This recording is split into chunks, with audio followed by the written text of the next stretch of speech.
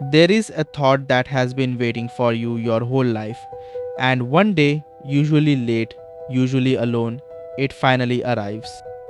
It goes like this: if there is no God, no cosmic judge, no final accounting, if the universe does not know you exist and will not notice when you stop, if every value you were handed was invented by frightened people and passed down like an heirloom that turns out to be paste, then nothing you do is truly forbidden, and nothing you do truly matters.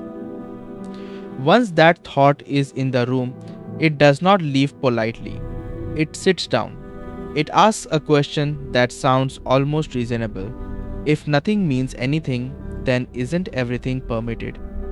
Most people flinch away from that question. I want to walk straight into it, all the way to the bottom.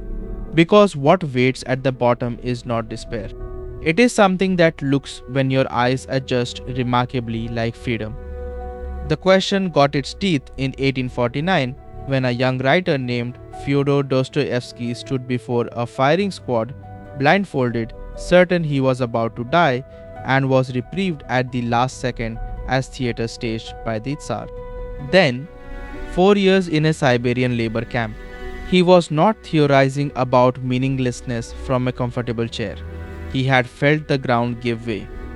30 years later, in the brothers Karamazov, he built a character to carry the thought. Even brilliant, cold, honest in the way that hurts. If there is no God and no immortality, Ivan reasons, then there is no virtue. Everything in the phrase the book is famous for is permitted. Here is a detail stranger than the myth. That neat sentence never appears in the novel in exactly those words. The idea is everywhere in it. Characters catch it from Ivan and quote it back at him. But the clean one-liner was sharpened over a century of retelling into the sharpest knife in philosophy. The idea is Dostoevsky's. The wording is ours. We filed it down because we needed a blade that sharp. And Dostoevsky does not leave it as a clever idea. He shows it walking around on legs. There is a servant in the house, Smerdyakov, sour, overlooked, barely regarded as human. He has been listening. He absorbs Ivan's elegant philosophy and takes it literally. He murders the father. Then he tells Ivan calmly that Ivan is the real murderer. I was only your instrument, he says. You taught me that everything was lawful. The warning is precise. Ideas are not decorations. Somebody is always listening and eventually somebody acts. Ivan wanted to hold the abyss as a fascinating object in his mind. The abyss does not consent to being held. So that is one answer. The pious one, keep God or everything collapses into horror. And there the conversation ended until a man came along who refused to look away and refused also to crawl back to the old comforts. Friedrich Nietzsche. Everyone has heard the line, God is dead, and almost everyone hears it wrong as a smug atheist gloating. When Nietzsche wrote it, in 1882 he put the words in the mouth of a madman who runs into the marketplace with a lantern in the bright morning looking for God, and the crowd laughs. And the madman turns on them. We have killed him. You and I. We are all his murderers. What were we doing when we unchained this earth from its sun? Are we not straying as through an infinite nothing? That is not celebration. That is vertigo. For centuries, God had not just been a being people worshipped. God had been the anchor, the thing that made right actually right, and not just preferred. And Europe had quietly stopped believing, gone on with its comfortable Sundays without noticing it had cut the rope. Nobody had felt the cold yet, but it was coming. Nietzsche had a name for it. Nihilism, the condition in which the highest values devalue themselves, and the question why comes back empty. It would arrive, he thought, not as a scream but as a shrug. Not evil, just empty. The abyss does not always attack.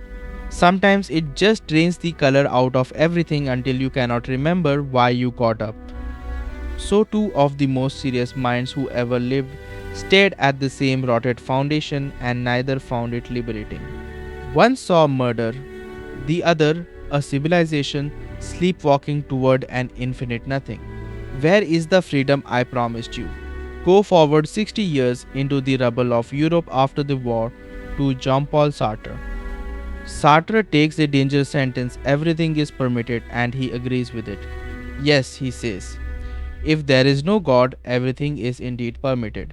No divine hand writing your values into the sky. No blueprint. No instruction manual.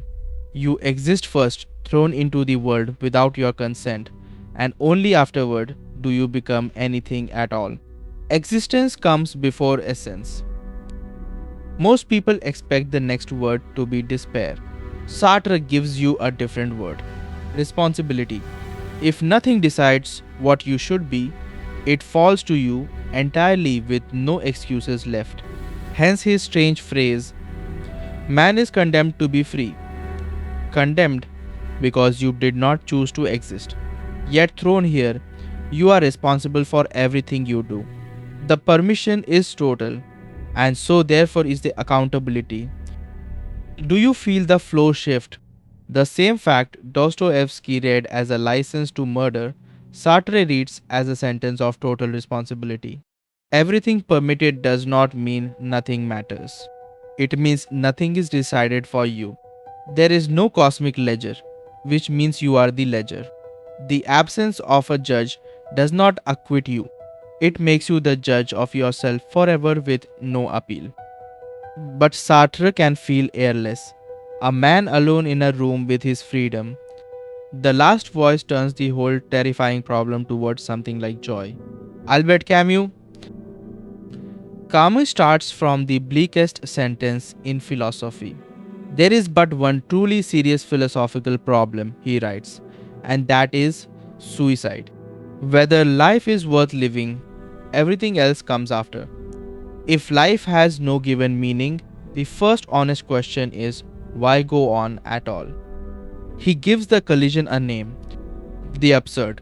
Not that the world is meaningless in itself, but that we are creatures who desperately need meaning, standing before a universe that offers none.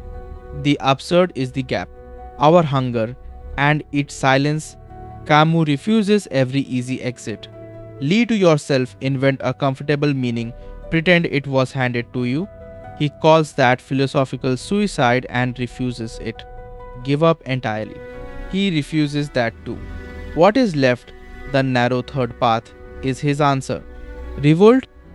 You look the meaninglessness dead in the eye. You do not blink and you do not quit. You keep living fully defiantly with no cosmic guarantee. Which is why he ends with the strangest image in philosophy. Sisyphus condemned by the gods to roll a boulder up a mountain forever. Watch it roll back down and begin again. And Camus says something outrageous. One must imagine Sisyphus happy, because when he turns and walks back down the mountain, aware of his fate, owning it, the rock becomes his. The struggle itself toward the heights, Camus writes, is enough to fill a man's heart. Years later in The Rebel, Camus closes the trap that Dostoevsky opened and shows exactly where the nihilist logic breaks. The moment you rebel, the moment you say no, this suffering is not acceptable, you are already asserting that something matters. That value cannot be yours alone. If your dignity counts, so does everyone's. I rebel, he writes, therefore we exist. Whoever says nothing matters, then reaches for the knife, has contradicted himself, because to reach for anything is to say it was worth reaching for. Nihilism cannot even justify its own cruelty without smuggling a value back in through the side door. So come back to the question, if nothing means anything, is everything permitted? Here is what they leave us with. Perhaps no meaning is written into the universe from outside. But look at what the word permitted was hiding. Permitted by whom? The horror of the sentence depended on their having been a great permission giver and the shock of finding the throne empty. But if the throne was always empty, permitted stops meaning license. It means it is up to you. It always was. Notice how that cuts. If nothing is forbidden from above, nothing is commanded from above either. The same silence that fails to forbid cruelty also fails to require it. The universe is not telling you anything. It never was. The voice you were waiting for was always going to have to be your own. I will be honest, it does not feel like freedom at first. It feels like abandonment. Sartre knew that. It is why he said condemned, but sit with it, and it turns. A goodness performed only because a judge is watching is not goodness. It is obedience. When you are good in an empty universe for no reward with no one keeping score, that is the first time it truly counts. The abyss did not take your morality away. It handed it back and said, "Now let us see if you meant it." The meaning was never out there waiting to be found. It gets made by you with your hands out of the same indifferent stone that was supposed to crush you. The gods gave Sisyphus a rock and a mountain and eternity, and thought they had given him hell. Camus looked closer and saw they had accidentally given him a life. So the next time that thought arrives late, alone, and asks whether everything is permitted, you can answer it. Nothing is permitted and nothing is forbidden. And that is exactly why what you choose to do next is the most important thing you will ever say. Not to the sky. The sky was never listening. To yourself. You have the same rock.